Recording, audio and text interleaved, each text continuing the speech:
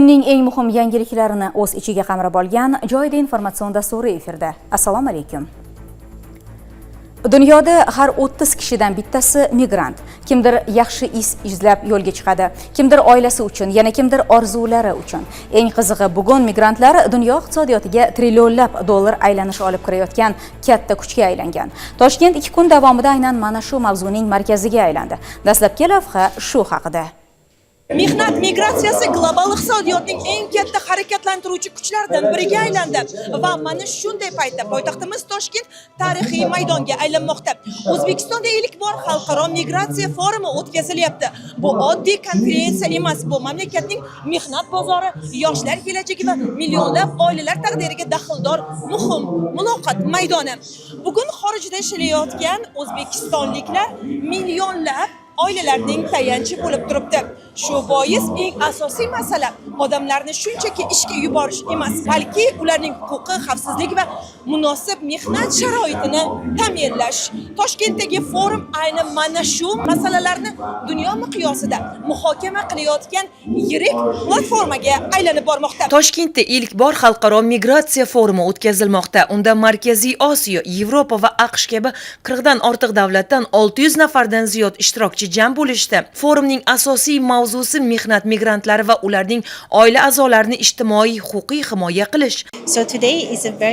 O'zbekiston migratsiya bo'yicha global kelishuv doirasida ham hisobot taqdim etdi. Biz esa strategiyalarda ishlab chiqishda ko'maklashishga harakat qilyapmiz. Xususan, xorijda ishlashni tanlagan fuqarolarning barcha huquqlari himoya qilinishi, ularni yangi mamlakatlarda ishlash uchun zarur ko'nikmalarga ega bo'lishi muhim hisoblanadi. Xalqaro migratsiya tashkiloti bilan hamkorlikda O'zbekiston tomonidan amalga oshirilayotgan barcha strategiyalarni qo'llab-quvvatlashga intilyapmiz. Bugun migratsiya oddiy jarayon emas. Bu iqtisodiyot, mehnat bozori va hatto davlatlar rivojiga ta'sir qilayotgan katta omil. Xalqaro migratsiya tashkiloti ma'lumotiga ko'ra, hozir dunyoda 304 millionga yaqin xalqaro migrant bor. Shundan 168 millioni mehnat migrantlari.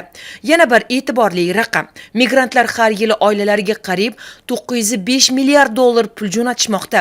Bu ayrim davlatlarning yillik byudjetidan ham ko'proq. Ushbu forum O'zbekiston tarixida birinchi marta o'tkazilyapti, xalqaro migratsiya forumi.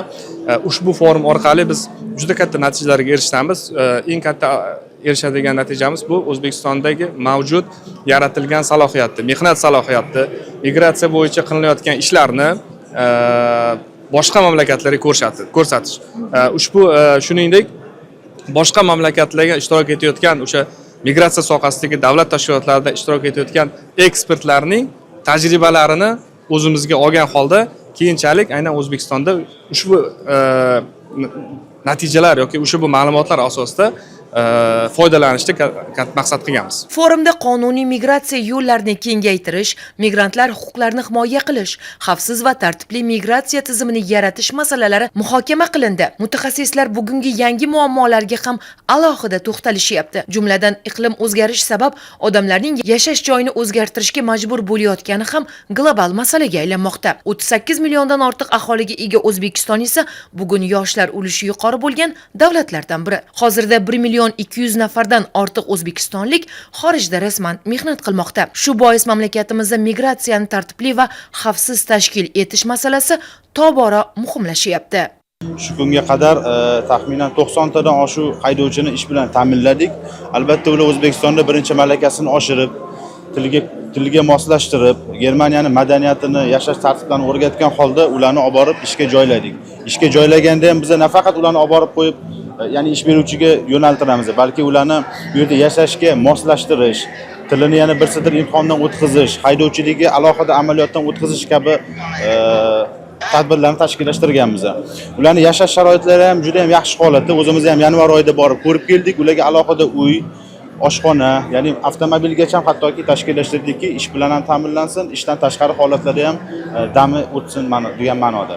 Forum yakunida xalqaro ish beruvchilar bilan 20 dan ortiq yangi kelishuvlar imzolandi. Ammo eng katta yangiliklardan biri Toshkentda ilk bor Intel xalqaro markazining ochilishi bo'ldi. Bu markaz xorijda ishlashni rejalashtirayotgan fuqarolarni kasb va tilga tayyorlaydi. Markaz infratuzilmasi 600 o'rinli o'quv auditoriyalari, 180 o'rinli amaliy mashg'ulot xonalari, 120 o'rinli imtihon markazi hamda 400 o'rinli yotoqxonani o'z ichiga oladi. Siz ham Amerikada ishlashni orzu qilgansizmi? Unda bu suhbatni albatta eshitishingiz kerak.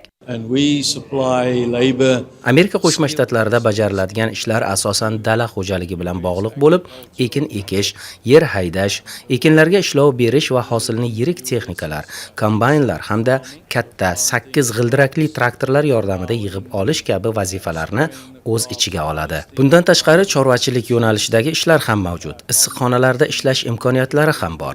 Yana bir alohida yo'nalish fermer xo'jaliklariga xizmat ko'rsatuvchi pudratli kompaniyalar faoliyatidir. Bunda kompaniyalar ishchilarni turli fermer xo'jaliklariga olib borib, ekinlarga kimyoviy ishlov berish, o'g'it sepish, organik o'g'it tarqatish kabi xizmatlarni amalga oshiradi. Amerika Qo'shma Shtatlariga boradigan fuqarolar uchun beriladigan viza turi H2A vizasi bo'lib, u 10 oy muddatga taqdim etiladi. Ayrimlar green card, ya'ni doimiy yashash huquqini olish mumkinmi degan savolni berishadi. Ha, bunday imkoniyat ham mavjud. Agar ish beruvchi sizning faoliyatingizdan juda mamnun bo'lsa, siz bilan yaxshi munosabat o'rnatsa va siz bilan hamkorlikda ishlashni davom ettirishni istasa, u sizga homiylik qilishi mumkin. They can sponsor you. It takes about 3.5 years to get a green card. Markazda hamshiralik, payvandlash, elektrotexnika, mexatronika, pazandalik va yuk mashinasi haydovchiligi kabi yo'nalishlar bo'yicha amaliy mashg'ulotlar tashkil etilgan. Tinglovchilarga ingliz, nemis, koreys, yapon, italyan, fransuz va rus tillari o'rgatiladi. Bu yerda nafaqat o'qitish, balki hujjat tayyorlash, viza, bank va aviakassa xizmatlari ham yo'lga qo'yilgan. Yana bir muhim jihati, tinglovchilar xorijdagi hayotga moslashish, mehnat qonunchiligi va xavfsizlik qoidalari bo'yicha ham tayyorlanadi. Xorijdan ish kerakmi? Intel o'quv markaziga kelib, mahoratingizni charxlashingizni o'zi yetarli. Bugun migratsiya shunchaki boshqa davlatga ishlash uchun ketish emas. Bu bilim, til, malaka va global raqobat masalasi. Toshkentdagi xalqaro forum esa O'zbekiston bu yo'nalishda yangi bosqichga chiqayotganini ko'rsatmoqda. Chunki zamonaviy dunyoda eng katta kapital insonning o'zidir.